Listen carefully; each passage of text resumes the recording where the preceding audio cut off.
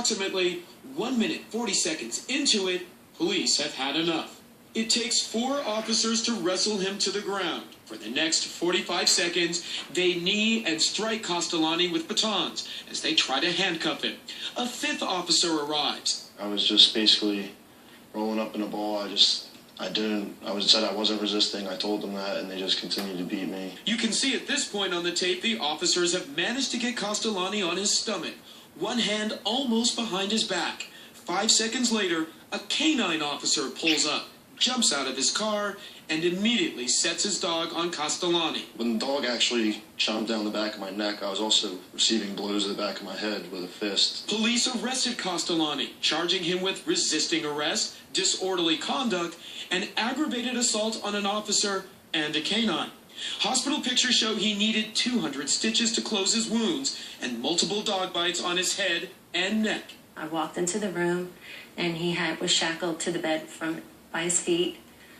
He looked like he was in shock. He was bleeding and oozing everywhere.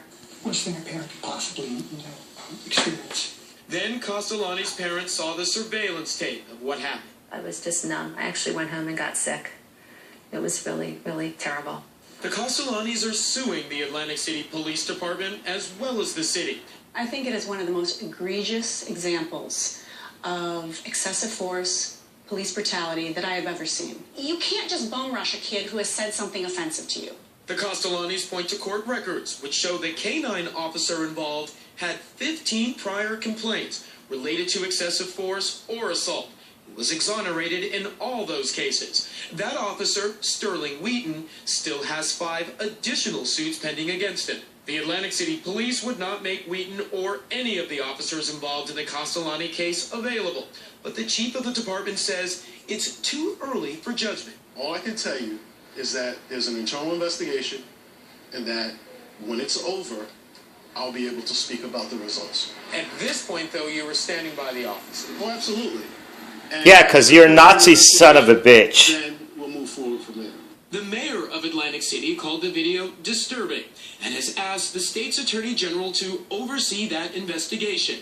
We showed the tape to former police officer and law enforcement expert Lou Palumbo.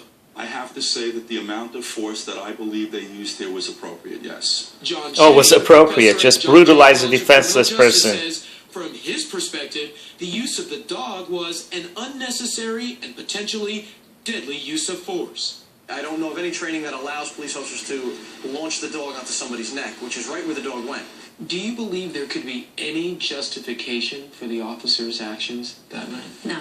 None whatsoever. None. Castellani showed me the scars he will now have to live with, but he says his experience has not shaken his trust in law enforcement. Yeah, I'm not saying all cops are bad. Like, majority of them are good people who are here to protect us, but there's just some that I guess have to be looked out for. Jason Carroll, CNN, Atlantic City, New Jersey.